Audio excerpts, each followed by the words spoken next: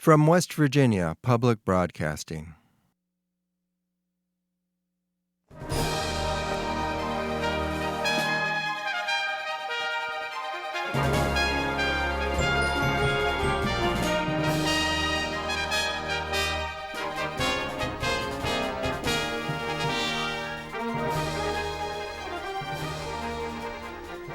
Welcome to West Virginia Public Broadcasting's debate between 4 of the 5 candidates on the ballot for a seat in the United States Senate. I'm Ashton Marra. Thank you for joining us. This hour-long debate will provide you with opening statements by the candidates, 8 questions with 1-minute answers, 2 opportunities for an open discussion of the issues, and the candidates' closing statements. In alphabetical order, the candidates are Bob Henry Baber of Glenville in Gilmer County, representing the Mountain Party; John Buckley of Matthias in Hardy County, representing the Libertarian Party; Phil Hudok from Huttonsville in Randolph County with the Constitution Party; and Natalie Tennant of Charleston in Kanawha County from the Democratic Party. Republican Shelley Moore Capito declined an invitation to attend this debate due to her scheduling conflicts, but her campaign did send this statement. She says, "I'm pleased to have participated in the October 7th debate.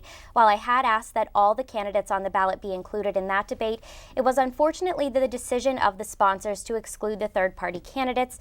I sincerely regret that I am not able to participate in today's debate." Candidates, welcome. You have 1 minute for an opening statement. A drawing for speaking order was conducted before this broadcast, and we begin with Mr. Phil Hudok. Well, thank you. And thank you, Public Radio, or Public Broadcasting, for hosting this in Ashton. The Constitution matters, and the people need to know the issues, the important issues, to make wise decisions. So being the fourth estate, you're doing the right thing. I'm chairman of the Constitution Party, and the Constitution does matter. We've had 17 wars in my lifetime since 1950, and we have a moral meltdown in this country. We were the greatest creditor nation, now we're the greatest debtor nation. And Alex de Tocqueville once said, "America is the greatest because America is good, and if America ever ceases to be good, it will cease to be great." And that's the problem. We have a moral meltdown, retired public school teacher, and I've taken tough stands, and it's cost me my job at one point, but I fought, and luckily I prevailed. I was blessed, and I want to serve the public. Mr. Hudok, thank you very much. Mr. Baber, you have 1 minute. Thank you. The premise of my campaign is the profound love I have for the people of West Virginia and the mountains of West Virginia as God made them, with clean air and clean water. That being said, I'm for raising the minimum wage to $10 per hour and equal pay for women. I support green jobs and entrepreneurship, Pell Grants, and health care is a right.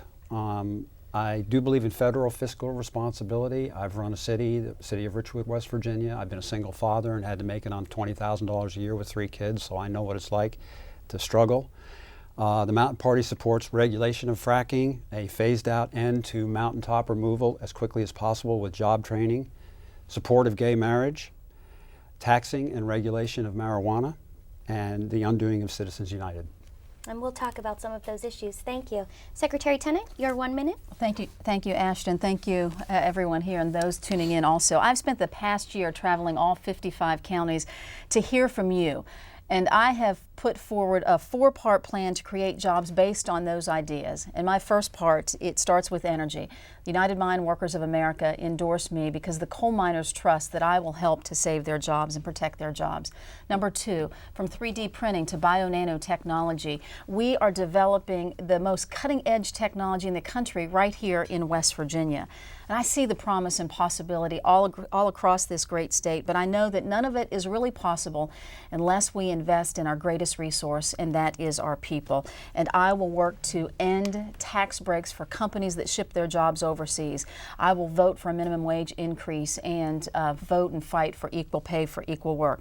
That's why my third part is education, and my fourth part focuses on drug abuse and combating the crisis that we have here in this country, in this state. Secretary, thank you. Mr. Buckley. Thank you very much. My name is John Buckley. I'm the Libertarian Party candidate running for United States Senate. And I'd like to commend Public Broadcasting for hosting this second debate, although I think we all should have been invited into the first debate. And I'd also like to commend Natalie Tennant for joining us here in this program. That makes 4 of the 5 candidates on the ballot running for the United States Senate. Missing in action, Shelley Capito. I think it's shameful and somewhat hypocritical, given her statements in favor of public debates, for her to miss this forum. I think it's certainly contemptuous of the public not to participate in this important debate that we're having today. But so be it. Of the 5 candidates running for the United States Senate, I'm the only candidate running on a consistent platform of small government and individual liberty. Individual liberty, both economic and personal. To me, the common theme of the issues facing America today is too much government. The bigger the government, the less liberty we have to solve our own problems, our families, help our communities, and address the problems, because we know better than the experts in Washington, D.C. how to deal with the problems that we face in West Virginia. My Republican opponent is a big government, big business type of Republican, what I consider to be crony capitalism, whereas I'm a Ronald Reagan small Mr. government Buckley, I'm fan. sorry, that's your time. Thank you. Thank you very much. We're going to move next to a round of 4 questions. Each candidate will have 1 minute to answer. Our first question is one that we received from a viewer here in Charleston, and they write, after the January 9th chemical spill, what steps on the federal level will you take to ensure such an event never occurs? We start with Mr. Hudok. I think that's a state problem more than a federal problem. And I agree with John Buckley that the federal government is involved. Our problems really emanate from Washington. Most of the problems in West Virginia, I believe, is an overreaching a violation of the 10th Amendment. And so I would like to see the state handle the problems in the state. When the federal government gets involved, I don't think they have necessarily the best interest and do the state's justice. So I feel this is a state issue as far as the EPA state issue. EPA should, the State Environmental Protection Agency should be dealing with this problem. Mr. Buckley, you're Yes, next. I think it's a state issue. If we had better, more enforceable tort laws, laws dealing with the proper capitalization of businesses, greater insurance requirements, so they can't simply escape the responsibility of their negligence through the easy out of bankruptcy, we would do better at regulating problems like that. The more we get regulation at the federal level, the more the special interests themselves capture the regulatory industries, what's called regulatory capture. And that does not work to the advantage of the public. I think we can focus on this issue more at the state level, but obviously we need to do more. Okay. Mr. Baber. You know, I bumped into a lady on the campaign trail that said, in God we trust, all others we scrutinize. I think that applies in this case. I was shocked by the near total lack of response of the Republicans in West Virginia, who basically said nothing for 10 or 12 days because it was a coal cleaning agent and they didn't want to say anything that sounded like it might be against coal. I actually am a Federalist. I do not oppose the federal government. I think it's a problem that the feds need to solve. It's a national problem. It's not just a West Virginia problem. And I don't trust the West Virginia EPA as far as I can throw it. Secretary Tennant, you have 1 minute. Well, thank you, Ashton. And no doubt that there should have been more oversight. This should have never happened back on July 9th here in Charleston, that we have this type of leak. And I know what it was like. I was there when residents were standing on the front lines with their water jugs trying to get water, because obviously we couldn't use it, we couldn't drink it. And so I was standing with them. I stood up for the small businesses who were losing money because they had to close their businesses because they couldn't use water, and standing up for the minimum wage workers who, when they aren't working, they're not getting paid, so they weren't able to pay their bills. And I testified in front of the U.S. Senate and told our West Virginia story of what was happening and taking place. And I stood up and said that on the federal level, I would support the legislation that Senator Rockefeller and Senator Manchin had introduced that caused and required more oversights of above ground tanks. But we also have to remember that the rules are only as good as the oversight that takes place, and we can't be cutting corners. And certainly if this crisis taught us anything, is that we should not be putting profits over people. Thank you very much. So let's move on now to some social issues. Mr. Buckley, we're rotating the order, so this question goes to you first. Given the events of the past week that have made it legal for same-sex couples across the state to begin to marry, do you believe West Virginia was right in allowing same-sex marriage, and do you agree with the practice? You have 1 minute. Yeah, well, I think the courts made the decision final. There was no decision to be made after the federal courts ruled. I think it would have been better had the Supreme Court taken the issue and issued an explanatory decision. I do think there's an equal protection argument to be made in favor of same-sex marriage. On the other hand, I think it would have been much better had the state legislature had the gumption and the responsibility to address that issue itself, rather than deferring to federal judges to make law like that. So you support same-sex marriage? I think it's proper and fair, and I think it's a corollary and consistent with principles of small government. Live and let live. Leave people alone. Everybody respects each other. Now the biggest issue, now that issue has been won by the gay community, is respecting the equal rights of the Christian community to adhere to their values and their principles and their morals without being pushed around. I think that is the next test of a permissive, free, live and let live society, is to respect everyone's principles. Mr. Baber, you're next. Yes, I was gratified that the Supreme Court finally listened to the Mountain Party and the Green Party of the United States and ruled in favor of gay marriage. Fair is fair, and I just can say that I think it's a step in the right direction, and I support it. Secretary Tennant? Yes, I support marriage equality as well, so it was the right decision. As a matter of fact, I have a policy, a personnel policy within the Secretary of State's office of no discrimination, the employee non-discrimination housing policy that takes place, because I, as anyone else, want to be treated fairly, and that's the way that I looked at this as I prayed over it, as I thought over it, that all should be treated fairly. And most certainly, I see where John is coming from too, and this is what I've said, that churches should not be forced to go against their doctrine, they should not be forced to go against their teaching. Okay, Mr. Hudok. No, I am for marriage of a man and a woman. State law still says it's a man and a woman. No Webster's Dictionary said marriage is instituted by God himself for the prevention of the promiscuous intercourse of the sexes. So I think the whole purpose of marriage was ordained and set up, a sacrament by God, and I think it's terrible that the courts are legislating.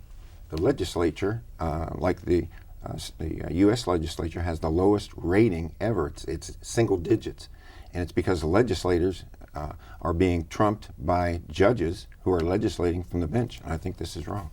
Okay, thank you all for your discussion. Mr. Baber, the next question comes to you. West Virginia has a growing substance abuse problem that has been affected little by the efforts of state and local government to control it. State and federal government to control it, I should say. What, if anything, do you support being done on the federal level to combat drug abuse? Well, I support national laws that would prohibit the proliferation of all these drugs. I understand that in West Virginia, a heavy lobbying campaign thwarted that effort. We know we're eat up with those kind of drugs in West Virginia and throughout the coal fields, actually. As the mayor of Richwood, I worried terribly about my own children falling prey to those kinds of drugs. Fortunately, they've all gone on and done better things in their life. I actually support, and the Mountain Party supports, the legalization of marijuana and the taxation of it, which would help with our national debt. Colorado has legalized marijuana. They have the lowest abuse of prescription drugs in the United States. I think there's a corollary there. And you can't legislate. I agree with John on live and let live. You can legislate all you want. You can fight the war on drugs. It's not going to work. Okay, so my time's up. You have a few more seconds. That's okay. I'll defer. Secretary Tennant, you're next. Well, no matter where I go, as I told you, I've traveled around all 55 counties, and as I talk about this, and first off, we have to make this an ongoing discussion, and that's what I found. It's not taking place as much here as it is in West Virginia as it is on the national level, and that's why I will bring it into focus as a United States Senator, because no matter where I go across the state, when I start talking about this crisis that is ripping our families apart, that is devastating our communities, I look around the room and I see people's heads shake yes. And then when I look a little closer, I see their eyes start watering, because so many West Virginians, so many Americans are touched by this, and that's why I've made it a cornerstone of my platform to address the drug abuse crisis. So what can we do on the federal level? As United States Senator, we need to put a stop to the FDA allowing drugs like Zohydro coming in and putting them on the shelves of pharmacies. We can't allow that. I understand understand that we have cancer patients who are in deep pain, and they should be given that under the care of a doctor directly or under a hospice care directly. But certainly we shouldn't have these high-powered drugs on the streets in our communities in West Virginia. Thank you very much, Can I- Mr. Hudok. Go ahead. There's open discussion, and you'll be able to add then. Mr. Hudok? Yes, I think that there's a lot the federal government can do. Number one is secure our borders. And number two, for instance, let's take Afghanistan. After we went into Afghanistan, the production of heroin went way up, okay? During Vietnam, it was actually the government that was bringing drugs into the country in body bags. So there's a lot the government can do, and that is get out, police themselves, because they've done more damage by bringing drugs or allowing drugs to come into the country. And other than that, it's the states' rights. I'm for decriminalization of marijuana, and definitely hemp is a great thing that we should be using in West Virginia. Mr. Buckley? Thank you very much. I take a more comprehensive approach to the war on drugs. The problem is the war on drugs for decades has been a catastrophic, a very expensive failure. We haven't ended the scourge of drug abuse. And one way to do that is to undercut the gangs and the international drug cartels overnight by legalizing the drugs. They'd be safer, the drugs would be purer, we could get people out of the shadows and address their health issue, not as a criminal issue. Help people, those who are in need, and solve all the other problems that are hurting the general public, the crime that's driven by people trying to get black market drugs, reduce the gangs, reduce the prisons, get rid of the legal precedents that have invaded private property of no-knock warrants and searches of people's homes unfairly.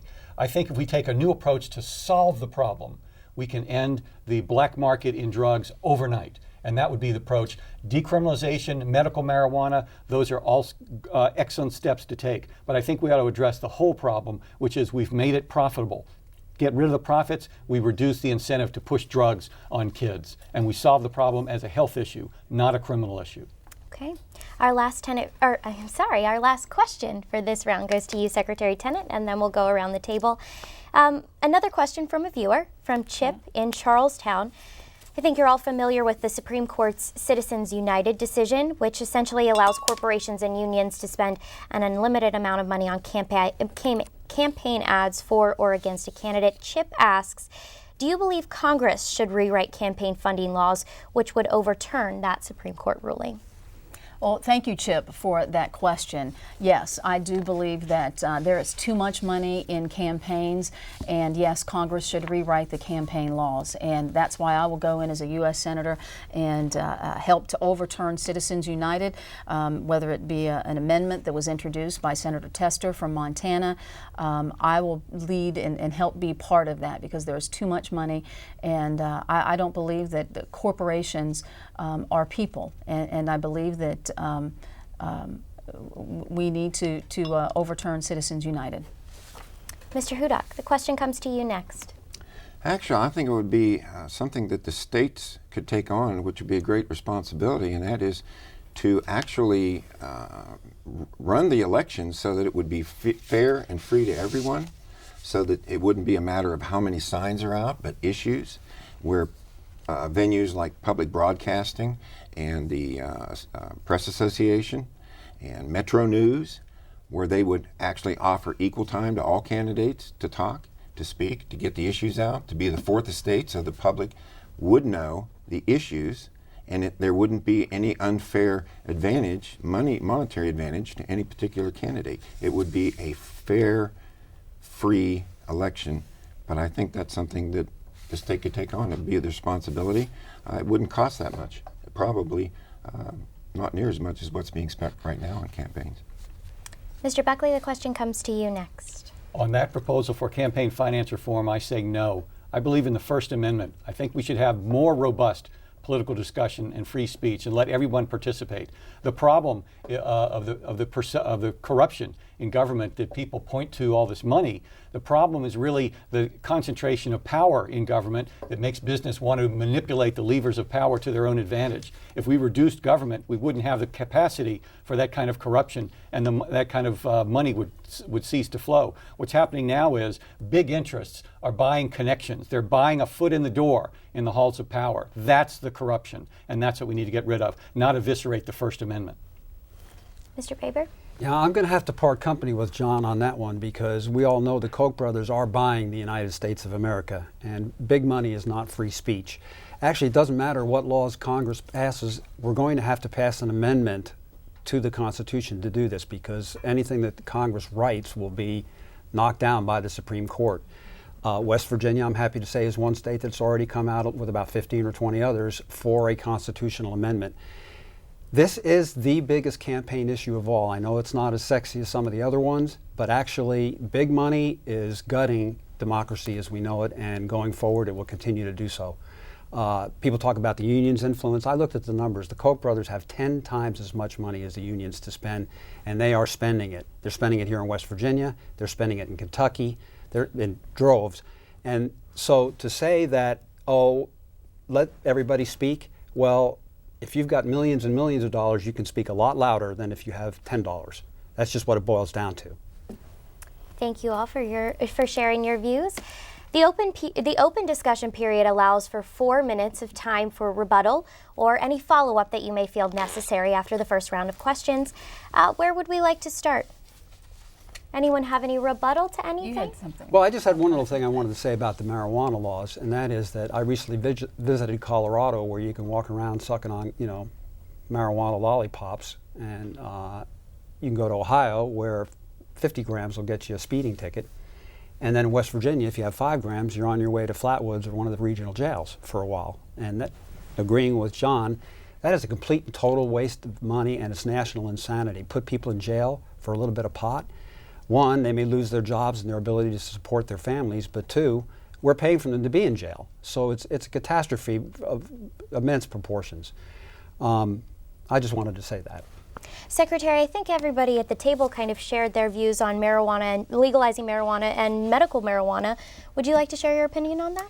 Well, as I traveled the state and talked with law enforcement and how we're going to solve these drug problems, I'm focused on solving the drug problems. I don't want to add any more to the legalization at this point, because I think that we have, as Bob was talking about, we have an opportunity to learn and really study the what's taking place in Colorado and in Washington State, and I would like to look at that first.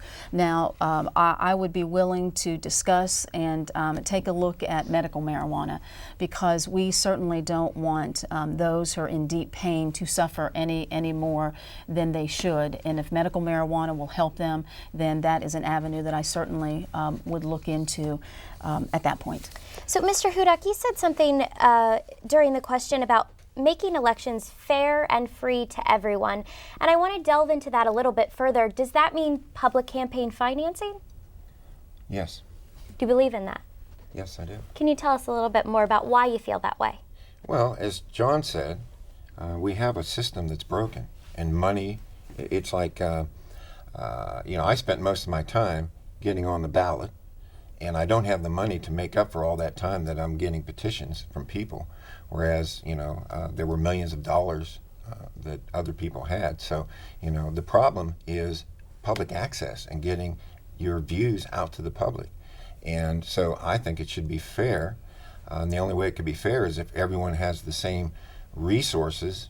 They may have different issues and everything, but if they have the same resources, then no one has an unfair advantage. And I think that's a government responsibility to make sure that there is no unfair advantage. And I'm sure the Secretary of State agrees that we should have no unfair advantages in the election of our representative. Secretary, do you agree? There is a process, Phil, that allows candidates to get on the ballot, such as you. Now, you're looking here at 2 parties, the Mountain Party and the Libertarian Party. And the Mountain Party has had that immediate access since the year 2000. Mm-hmm. And that came about because their gubernatorial candidate had and garnered at least 2% of the vote in the gubernatorial race, which then set in place that the Mountain Party now is a recognized party of West Virginia. The same with the Libertarian when they accomplished that in 2012. And so there is part of that process. And you're right, you have access to the ballot, and you were required to collect 7,000 7,000 votes as part of a nominating process. Right. I'm only here because I was nominated by my Democratic Party, and these gentlemen are only here because they were nominated Can I explain? as well. Mr. Buckley hasn't gotten in on the conversation yet. On public finance, gosh, I think that would be the horrible, worst, wrong direction to go. We want the government that's exhibited its efficiency and fairness by way of the IRS and the VA and other examples like that to take over public financing of campaigns. It would be a disaster, and believe me, we the little people would suffer the worst. On the point about medical marijuana, I want to make a larger point, and that is individual choice and freedom in a free society. What people consume on their own, whether it's a big gulp soda, a cigarette, or marijuana for their medical ills and things of that sort, in a free society should be their choice. If you're not hurting another person, the government should leave you alone. That is live and let live. Mr. Buckley, thank you. That's our time. Let's move on to our second round of questions. Our first question this round comes to you, Mr. Hudok. Should younger generations in this country resign themselves to believing that there will not be Social Security or a Medicare system in place by the time they reach the retirement age? I would certainly understand their concerns. The government is put the people something like $50,000 or $60,000 per person in debt, and if I ran my house the way the government runs the country, I would soon be out on the street. I do believe we have a problem. I don't believe the government should force someone into Social Security. I did belong, but I didn't have any choice. So it's kind of like the government's program for insurance in a way. And I don't think it should be forced. I think it should be an option. If someone wants some kind of a policy that they pay into for the future, fine. But for the government to force that, no, I'm against that. And so I think there should be other options. Mr. Buckley. I think, unfortunately, Social Security is a multi-decade-long Ponzi scheme, and the younger people today are suffering the consequences of that Ponzi scheme. And I was very surprised in the first debate, which three of us were not invited to. In that first debate, Congresswoman Capito completely ruled out any consideration of privatizing and personalizing Social Security accounts for younger people so they could build a nest egg that they could control and own and would be secure for their future. That is going to be one of the necessary steps to reform our entitlement system and allow younger people a safe and secure retirement. We need to go in that direction. I'm surprised she shut the door on that. Mr. Baber. Well, I hope youth will fight for Social Security. I know I am looking forward to getting it, and I actually find it really hard to imagine the federal government pulling the plug on that. I actually think that would cause a major social upheaval in the United States. People are used to having Social Security. It's a great thing. Many of our seniors would be living in poverty without it. And I hope along those lines that the youth will fight for a minimum wage. I hope they'll fight for universal health care, for reducing federal overspending on ridiculous nation building in the Middle East, which is sucking our country dry. We need to take care of ourselves back here at the United States. Enough gallivanting around the world, playing policemen, and trying to build nations that don't want to be built. So I think Social Security can be kept viable if we reprioritize our federal spending. Secretary Tennant. Well, there are a couple things, and John, I have to disagree that Congresswoman Capito, and I wish she were here, but she chose not to be here and to answer to the people of West Virginia. It'd be nice to hear from her. No, she has wanted to privatize Social Security and take our Social Security and put it in the hands of Wall Street so they could gamble away. Now, imagine if that would have happened in 2008 before with the crisis. There wouldn't have been that security. I will protect Social Security and Medicare. You asked, should our young folks be able to count on it? Yes, they should, with me as a United States Senator.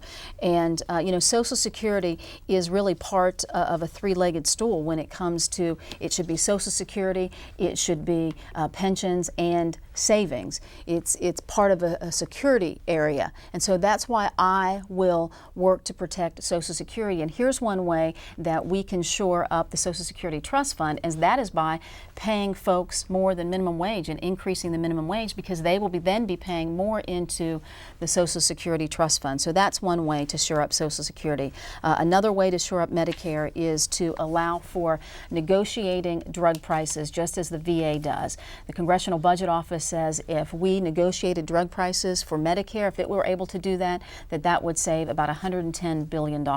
So that's how I am going to protect Social Security and Medicare for our age, for you, Bob, and for all of us. Thank you. The next question comes to you first, Mr. Buckley. We have a question from a viewer, this time from Renata Poor of Charleston, who is the Director of Healthcare Policy at the organization West Virginians for Affordable Health Care. Renata asks about a program that originated by Senator Rockefeller, who currently holds the seat that you all are campaigning for. She says the Children's Health Insurance Program, known as CHIP, will run out of funding on September 30th, 2015, unless Congress passes legislation to continue funding through 2019. Will you support the continued funding of CHIP? Well, first I'd like to say I think it'd be wonderful for a Buckley to succeed a Rockefeller in the United States Senate. So I'm pushing for that outcome. On this program, no, I think she refers to a program that's running out of funding. Guess what? The federal government has run out of funding. The federal government's coffers are empty. Our national debt is huge and almost unfathomable. It's out of control. We need to cut things back, and we need to solve these problems at the local level, not always turning to the federal government like there's some cupboard of extra dollars that we can reach our hand into and spend here and there. The needs are there, but if we reduce taxes and spending at the federal level, people will have more money in their own pockets to solve their problems based on their priorities. We will get more efficient solutions to the needs of people among our families and in our communities to help each other. I favor less federal government, not more. Mr. Baber, the question comes to you. Well, to me, it's a no-brainer that we should refund CHIP, and I want to say furthermore that I support universal health care for everyone in the United States as a right. Right now, we have health care for the rich and for the upper middle class, and then when you get to the lower middle class, good luck, you're on your own. That's just completely wrong, and I'll never forget, after the 2008 blow-up, which was made by the federal government not watching the banks and trusting them, I talked to a vet and I said, did your business go down? And he said, no, not really. He said, for a little while it did, but then it all came back when everybody whose dog was ill, but they didn't think they were too ill, put off coming to see me until their dogs were really sick. Then they had to spend all that extra money. So in a sense, yeah, the Republicans are notorious for this. They could save a little money on Pell Grants right now. Yank Pell Grants and students won't have that money and the budget deficit will go down. But for the long haul, we'll have a lot less college graduates. They won't be competing in the world. Less money will be made. Less taxes will come in. It's an investment strategy. We need to invest in the United States' future. Thank you, Mr. Baber. I'm sorry, that's your time. Secretary Tennant, the question is about CHIP. Yes, I will support extending funding of the CHIP program. And I will do this because I know personally what it is like to go without health insurance. And I tell the story of my daughter Delaney because unfortunately it's an all too common story in West Virginia. And many folks know that my daughter Delaney had open heart surgery when she was a week old. Folks across West Virginia prayed for her, and those prayers were answered. The surgery saved her life. But when my husband and I started our business and wanted to buy insurance for our family and for the business, she was denied. They said they would cover me and him, but they would not cover her because she had a pre-existing condition. And I tell that story because 800,000 West Virginians have pre-existing conditions. So if we can make sure that there is access to health care and affordable health care, I am going to do that. And I will not allow us to go back to the days when those insurance companies could deny insurance because of a pre-existing condition. Mr. Hudok. I agree with John. I think we have to shift how we do things. The government is just diminishing returns. You never get back what you give to the government. And charity is the role of people, churches, and private organizations. And we have the most charitable nation in the world. What we need to do is create a system where people do well because the government isn't holding them down. We need free enterprise. We need less government. And who's going to trust the government that for 40 years operated the Tuskegee syphilis program where they actually gave people syphilis, didn't treat them, and just to see what they would do? Our government has done some terrible things, and I think less government, give the responsibility to the people. Our founders said that our form of government was only sufficient for a self-governing people. And what we've done is turn to the government to be our nanny and become a nanny state, and it's not good. Mr. Baber, the next question comes to you first.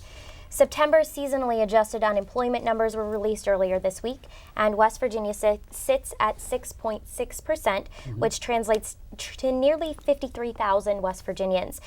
Give me one concrete example of a way you could affect job growth in West Virginia as its senator. Well, I think that we should change the severance tax laws on all the extraction industries, both fracking and coal, and raise the severance tax so that we can take that money and begin retraining programs, for example, in the southern coal fields. Our southern coal fields are going to continue to experience decline in the coal fields, as is all of Appalachia. We're having a hard time competing with that huge mine in the Powder River Basin in Montana, in Wyoming. And so I support green jobs. I think I support technology, entrepreneurship. I think we need to look to the future.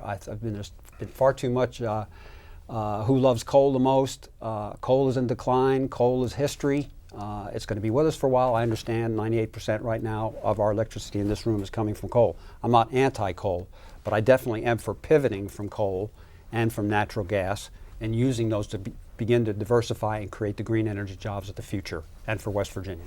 Secretary, one example of a way you could incite job growth.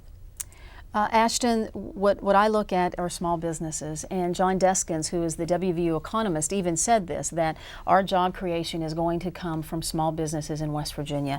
I'm a small business owner myself, so I look at things through the eyes of a small business, especially when it's one or two people who are running the business. And that's why in the Secretary of State's office, I've made it easier to do business in West Virginia, streamlined so business could file their annual reports more efficiently, so they could focus on their business, not paperwork. I've cut fees as well for our businesses.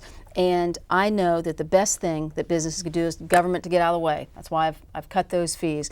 Now, Congresswoman Capito, if she were here, she chose not to be here, she has wanted to increase fees on businesses. The swipe fees that we pay every time we use a credit card or debit card, there is a charge to that, and it's either the customer or the business, and the business has been paying. She sided with Wells Fargo when they spent $6 million lobbying to increase those fees on our small businesses. I will stand up for our businesses.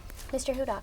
Yes, I think we need fair trade, not free trade. We need to reinstitute tariffs and protect our country, our workers, our businesses from slave labor products from places like China and places like that. At one time, that's mainly how the government was financed, was through tariffs. And I believe in free trade within the country, but you can't trade with a communist nation like China with slave labor on an equal basis unless you drop your level of protection, of wages, those kind of things. So I'm for reinstituting tariffs for fair trade on an international basis. Mr. Buckley. I think we need to free the economy, not put more rules and regulations of any kind. If we cut spending, cut taxes, and cut regulations at the federal level, it will lead to an economic renaissance that would make the Reagan economic boom be a piker. John Kennedy did that in the early 1960s. Ronald Reagan did it in the 1980s. That's what we need to revitalize our economy. We would have a renaissance of job growth and entrepreneurialism and economic mobility upward. That's the solution, not more government. Secretary, the final question comes to you first. Okay. Should you win the U.S. Senate seat in the next 6 years, what will be the signature accomplishment that you will campaign on for re-election? The signature accomplishment, that's a great question. And what I will campaign on for re-election in the next 6 years is that I have helped to bring good paying jobs to West Virginia and expand the economy. And how we do that is by investing in the research and technology that is already taking place here in West Virginia. You know, West Virginians are the greatest innovators. And we have grown up like that. I know on the farm when we wanted something, we either saved for it, made it ourselves, or did without. And so that same spirit that we have here in West Virginia, we should be investing in that for research, technology and have a resurgence of our manufacturing, and take that research that we're doing in the labs and take it and make it and turn it into manufacturing and have another wave of good paying jobs, like with 3D printing that we're already doing here in West Virginia at the Robert C. Byrd Institute. And so investment into the research now will pay dividends later. Mr. Hudok, your signature accomplishment in 6 years. I would like to free the churches. West Virginia Constitution says churches shall not incorporate. We have incorporated churches which are now under IRS control. And what we're seeing in Texas is going to come to West Virginia. And the way churches got into corporation was LBJ had a vendetta against the churches. And so he wrote it into a spending bill and got IRS code and persuaded the churches, who are actually non-taxable, to take a tax exemption of 501c3. We have a moral meltdown in this country. We need to free the churches. If we don't have moral people, we won't have a moral government. You can't legislate morality. Morality comes from the churches, and that's why I'm working with Patrick Morrissey to say, hey, we got a problem here in West Virginia. The Constitution says you can't incorporate. Churches are incorporated, and now they're being told what they can say and what they can't say, and they need to be freed. It was the Black Brigade of the American Revolution, which was the American pastors, which gave us the freedoms we have today by fighting a tyrannical system and saying God's in control. Mr. Buckley, your accomplishment that you'll campaign on. If I could be known for anything else, it would be to have accomplished being a bridge between right and left and conservative and liberal. We've bemoaned lately the dearth of conservative Democrats and the dearth of liberal Republicans and the coalitions that used to exist in the Congress to compromise and solve problems. The new coalition that's building is going to be the coalition between libertarian-oriented Democrats and libertarian-oriented Republicans. And who better to bring those two together with a lot of common principles than a libertarian? If I could accomplish that in the U.S. Senate, I think I would be doing great things for the future of American politics and solving problems consistent with small government and individual liberty. Mr. Baber. I think John said something important here, and that's the word compromise. You know, that's what politics actually is. It's people coming together. They may have differences. We have differences here, but I suspect that there are many problems that we could sit down and say, you know what, we disagree about this, we disagree about that, but what is the common ground that we accept that will move us forward? That's what we don't have anymore. What we've got is Republicans and Democrats taking stanzas, throwing pies at each other, putting on quite a show, and if we think we've had gridlock now, just wait till Mitch McConnell becomes the head of the Senate. The next 2 years will be insanely gridlocked.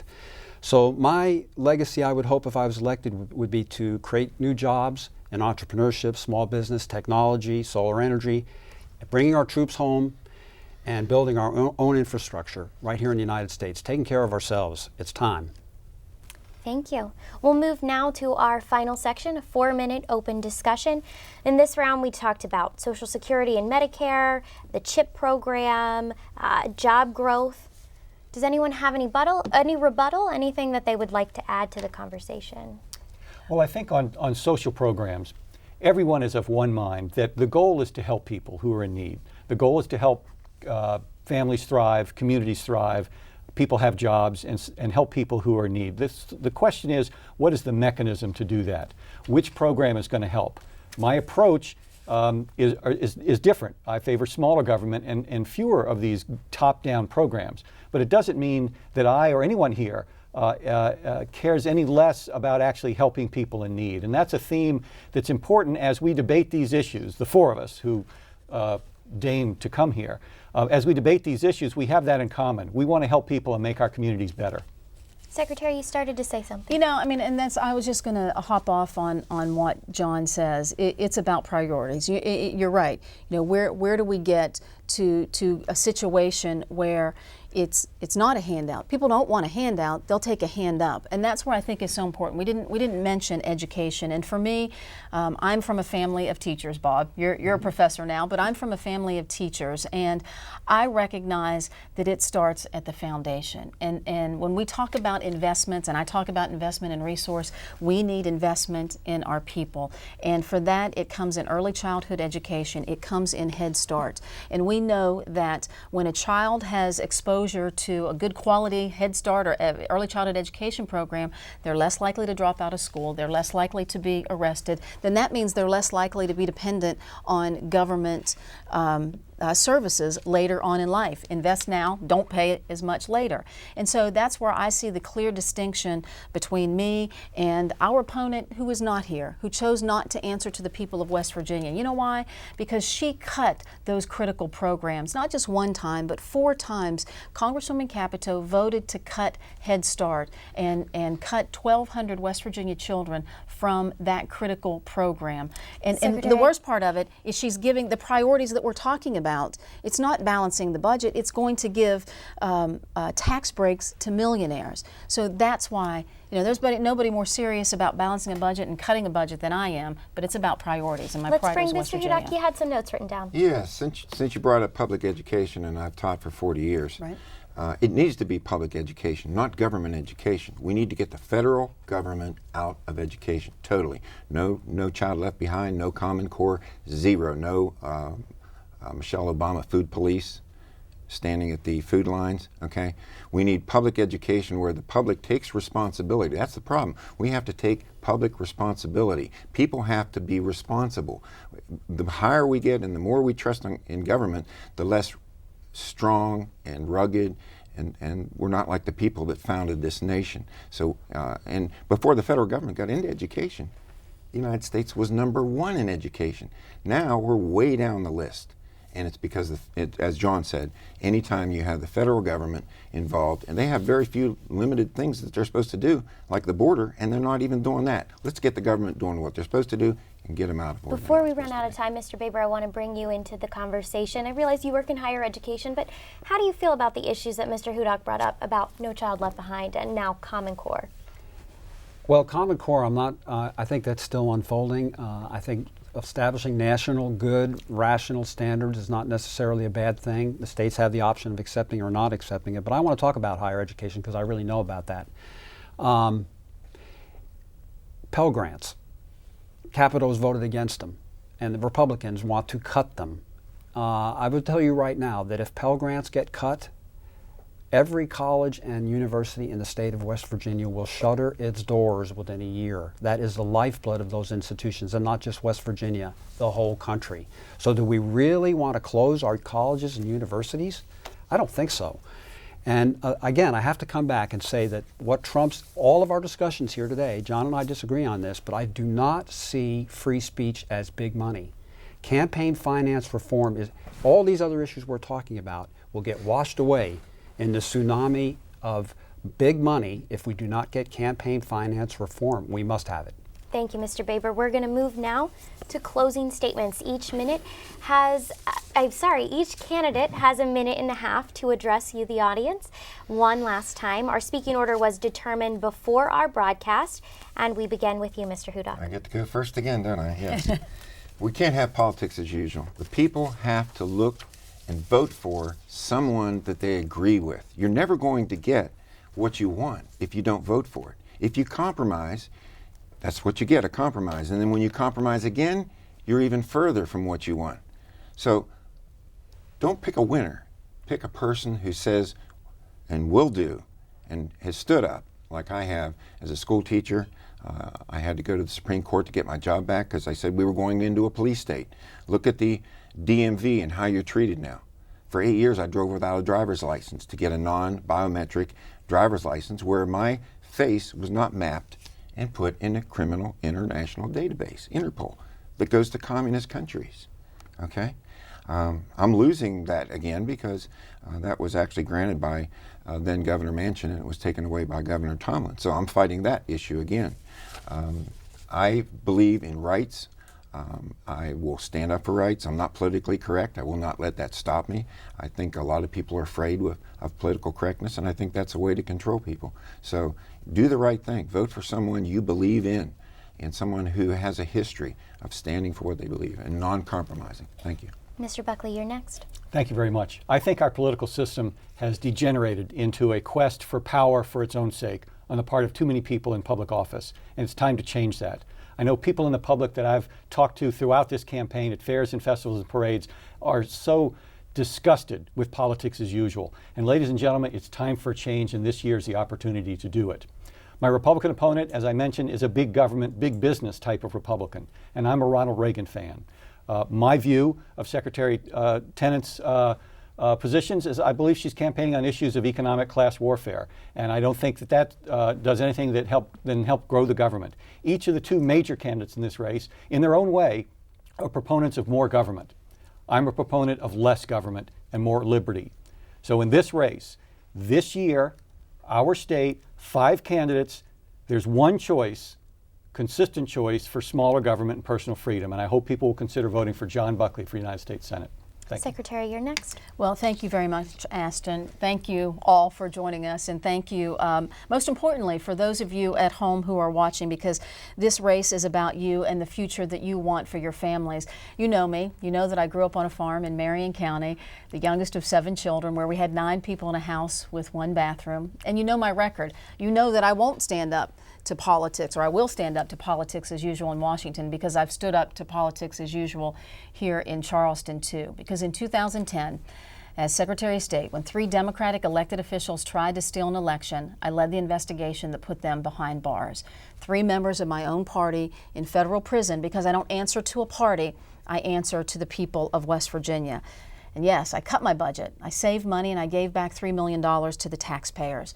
I'm proud of the endorsements and the support that I have all over the state, from folks like Senator Manchin and Senator Rockefeller, United Mine Workers, the coal miners, the teachers, the seniors, and the AFL-CIO. And I do want to thank my fellow candidates for being here, because you came here to answer questions, and I think that it's very important to recognize who is not here. Because here's an important point. For the past year, Congresswoman Capito has tried to make this a race about Washington politicians, but yet she refuses to be here today to answer tough questions that were impacting West Virginians and how her votes have hurt West Virginians. So that tells you about her priorities. My priority is you, because your story is my story. I know what it's like to work a minimum wage job. I know what it's like to run a small business, and I know what it's like to send a husband to war. And I'm asking to be your voice in the United States Senate. Thank you. Mr. Baber. I too want to thank my fellow candidates for coming today and for you all hosting us. It's been quite wonderful. I'm a common man who loves West Virginia. I can tell you that if I was to go to the United States Senate, every vote, every opportunity I had to help the common people, I would try to do so. I'm an environmentalist. I believe we need to have balance between economic development, but the environment too. So I'm a green person. But I'm a good person, and I would ask for your vote and your support. I offer an alternative, probably the greenest alternative here. I'm a person that's looking towards the future and not backwards for West Virginia and for the country. So thank you for having me. Candidates, thank you all for being here. Thank you. This has been a debate between the candidates on the ballot for United States Senate. Early voting begins October 22nd. Election Day is November 4th. I'm Ashton Marra, and I thank you for joining us. Thank you all very